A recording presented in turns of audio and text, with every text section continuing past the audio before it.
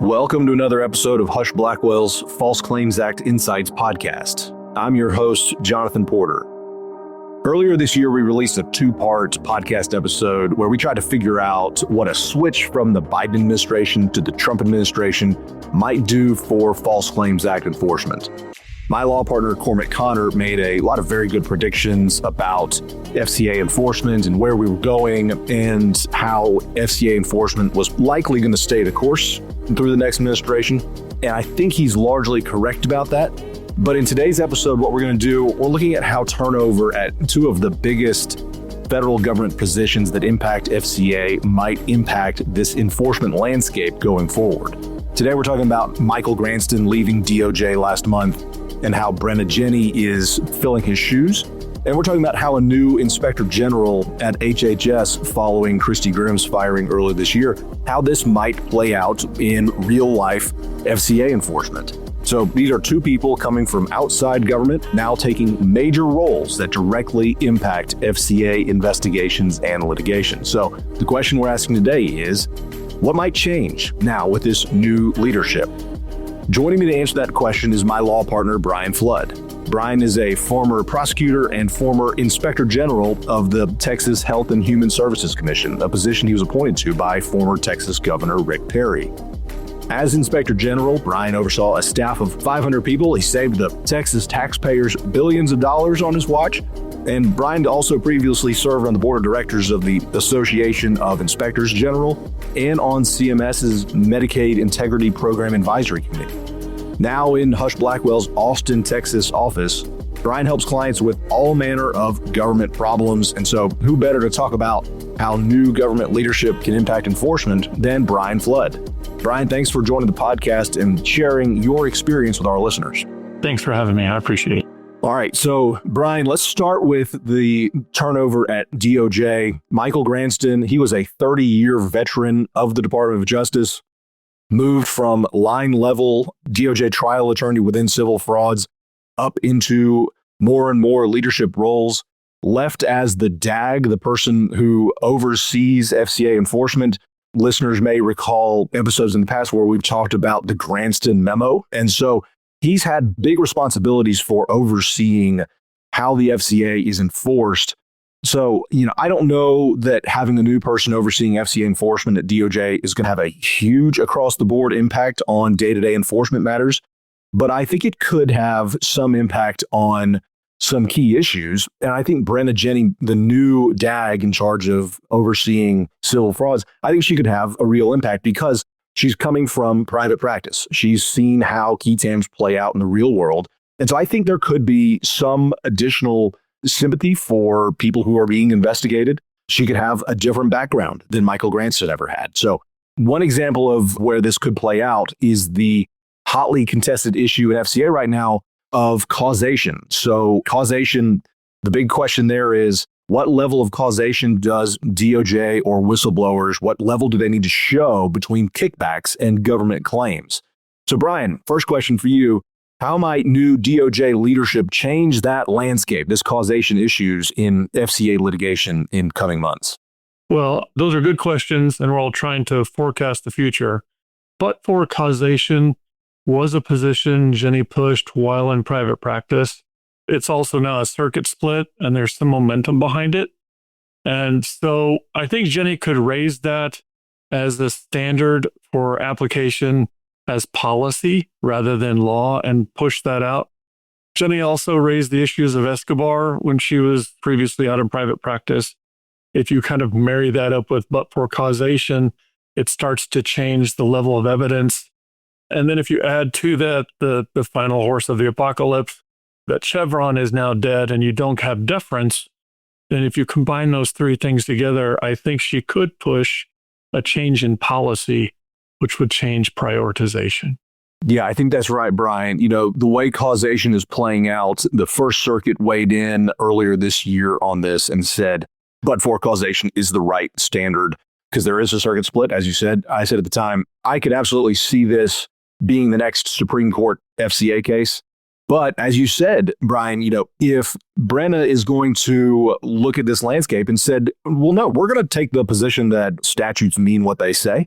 And these words resulting from, the courts have always said that means but for causation. And so we're not going to say we're going to follow the law. Congress can go and change the law if they want to, but we're going to follow the law here at the Department of Justice and say that this is but for causation. I could absolutely see her doing that. I don't think that would be a wild position, is to say, look, Congress changed the words and we're going to follow what Congress said.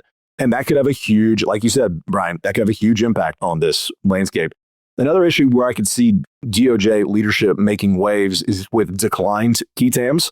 So, declined key tams, those are the ones where whistleblowers, they file a key tam and DOJ doesn't take the key tam for whatever reason. Years back, Michael Granston, he wrote a memo, as I alluded to earlier, wrote a memo with various factors that DOJ ought to consider when analyzing whether DOJ should step in and dismiss certain declined key tams. But to be honest, Brian, DOJ never really got active on that front. There was the memo, it had the factors, but Michael Granston was speaking to a group earlier this year, and in that speech, he acknowledged that civil frauds really only dismissed a handful of key tams in the years since he wrote that memo.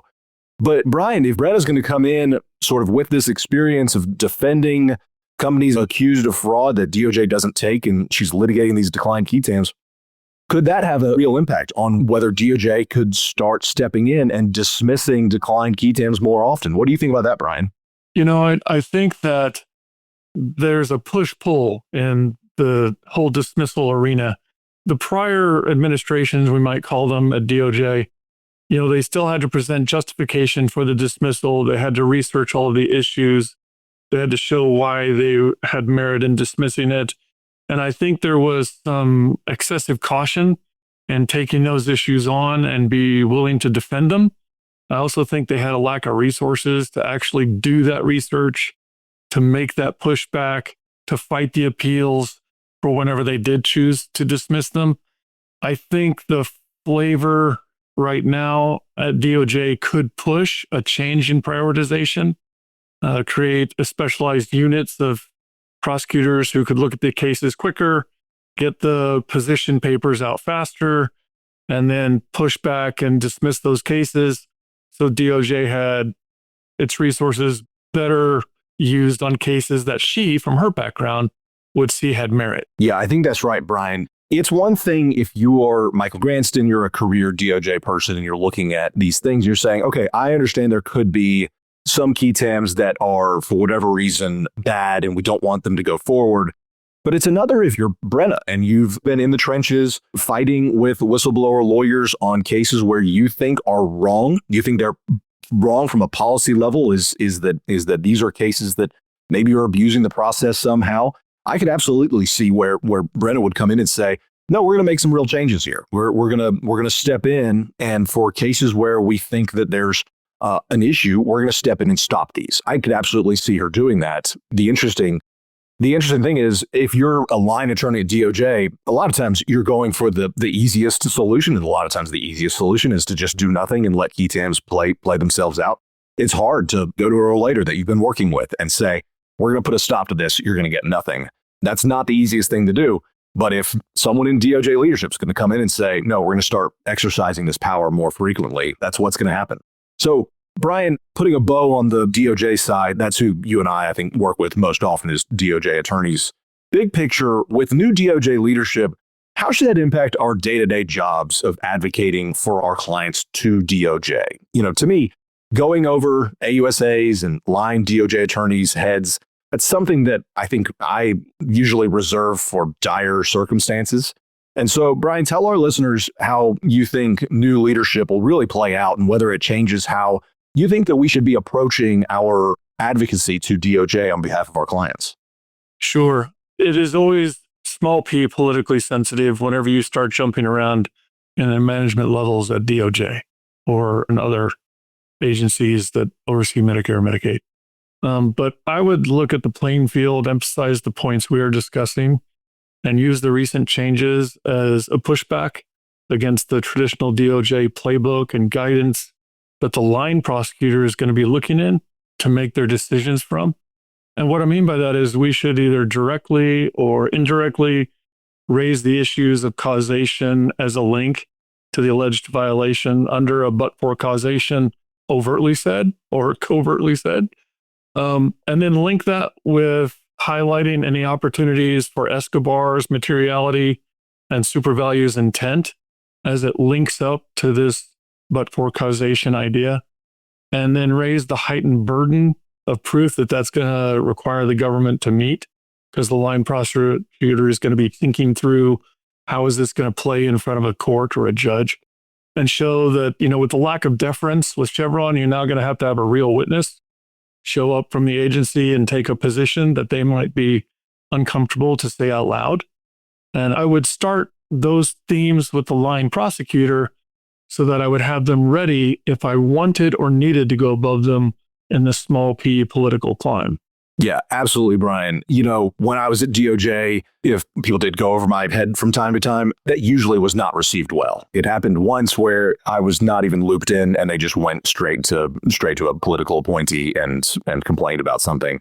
I did not receive that well. It torched our relationship, to be honest. But Brian, it is different when you give the line attorney a warning saying, look, these are the things that I feel strongly about. I think your leadership would agree with me on this. And so I want you to consider these things. And that way you're setting it up and you can go and you say, look, I'd love to hear the perspective of someone else in leadership because I think what you're doing here is going against the directives of your superiors. Setting there is a right way of setting that up. It's still going to make a bit of a contentious relationship because, DOJ lawyers, like all of us, have egos. And so you got to manage that a certain way. But Brian, I think you're absolutely right. Setting it up with the line attorney to then appeal to someone higher is a bit of an art and takes some careful navigation. So Brian, let's switch over and talk about HHS now. HHS, as we said in the open, Christi Grimm got fired earlier this year along with a lot of other IGs. And the president's selection to replace Christi is, as we're recording this in early June, pending in the Senate. At some point, I imagine there will be action in a new IG. And so everyone's sort of looking to that as something that's going to happen down the road. Brian, I think people understand what DOJ does and how there are supervisors there. Our listeners may be less knowledgeable about the weeds of HHS and the role that IGs play. So, Brian, on this front, could you start us out by telling our listeners what exactly the Inspector General's role is and how that person impacts day-to-day enforcement of healthcare? So the IG's role is to look for issues of waste, fraud, and abuse in an auditorial style and to look for evidence of the program's measures against the activities of the provider and see if they meet standards, don't meet standards, if there is an overpayment, if there's some type of waste issue that's causing loss or leakage to the organization, and then report up that issue and or collect that issue back under their authorities. Where they don't have independent authorities or they need more authority, then they would partner with the Department of Justice or a counsel's office to then litigate that issue and try to force a resolution for the waste, fraud, and abuse. There's always been a push-pull with the IG because in one sense, they need to partner with the industry to do their jobs, to have them actually have compliance programs, monitor for waste, fraud, and abuse, limit leakage, and do all the things that the government simply doesn't have enough resources to do. There's no way they could oversee the entire system in the academic, theoretical way that everybody wants them to. And so there's been a shift in the IGs from a cop type of mentality to industry partner type of mentality, where they are issuing guidance, they are putting out alerts to the industry, they are trying to correct the issues before they have to do full-blown retroactive investigative audits. What you're seeing now is the administration pushing out the cop mentality instead of the industry partner mentality that's been developed over the last 10 years with partnerships by the IG, the AHLA, the DOJ, all kind of coming together in the Medicare Medicaid space to define how that industry is going to work. And so you're now seeing a shift from an older traditional role out of the modern role that they kind of morphed into. Yeah, Brian, I think that's exactly right. I think the Inspector General, that's still a law enforcement position. It's got that dual role of being the sort of primary law enforcement arm of HHS, but they also have that internal review where they're trying to figure out what people within HHS are doing, whether they're abiding by the sort of expectations. And so it is an interesting position. What's interesting, and this is an interesting coincidence, Brian, is a couple months ago, Brenna Jenny, while she was still in private practice, she did a podcast for AHLA where she talked about how there is a shift going on where things that are normally within OIG at HHS are being pulled out, noting how there are particular pieces where OIG has been the office for forever, opining on various issues. And Brenna talked about how there's an intentional change now where things that were within OIG are now going into OGC within HHS, which is not a law enforcement agency. That's more of your traditional legal minds within HHS. Because there's a lot of things, Brian, like, for example, when it comes to the anti-kickback statute, the OIG over the last several years, they put out a bunch of advisory opinions that say, we think that whatever this dynamic is where there's dollars changing hands and referrals that are being impacted, OIG puts out these advisory opinions that says, yeah, that's technically a kickback, but we would decline to enforce this because we see little risk of fraud and abuse. But while we're going to do that, none of you other people out there can rely on this. And so there's a bunch of uncertainty. Brian, I'm curious, like, if someone coming in fresh is going to look at this structure and say, is there going to be like massive changes in the way that healthcare is enforced? What would that look like? I just think, Brian, do you agree with me? I mean, there's a chance here that there could be some major shifts going on. Yeah, I think that's right, because the IGs partner with the entity that they are embedded in a sense. In another sense, they regulate the entities that they're embedded in. And so they have a good deal of push-pull because they get their budgets from the entity that they work with. They get coordination because of the way the laws are written. But on the other hand, they're supposed to give guidance and sometimes some gotchas. And so you will see from time to time a shifting of those responsibilities into or out of the IG's office. And so as you go to a more of a cop mentality of you're going to do these things hardcore, and we're going to take these other more advisory softcore issues and move them over to other silos of activity, that's, I think, what you're going to see.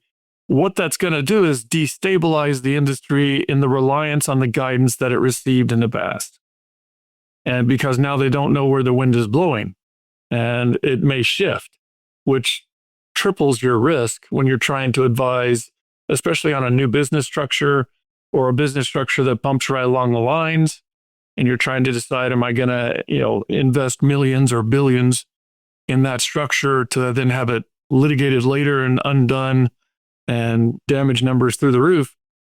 That's what you're going to see here for a little while, because over the last 10 years, I was on the board of HCCA. There was a partnership between the industry and the IGs. And now that's in question at the moment. Yeah, those are great insights, Brian. I think we're at a very interesting point right now in healthcare enforcement. And so, Brian, I guess close us out.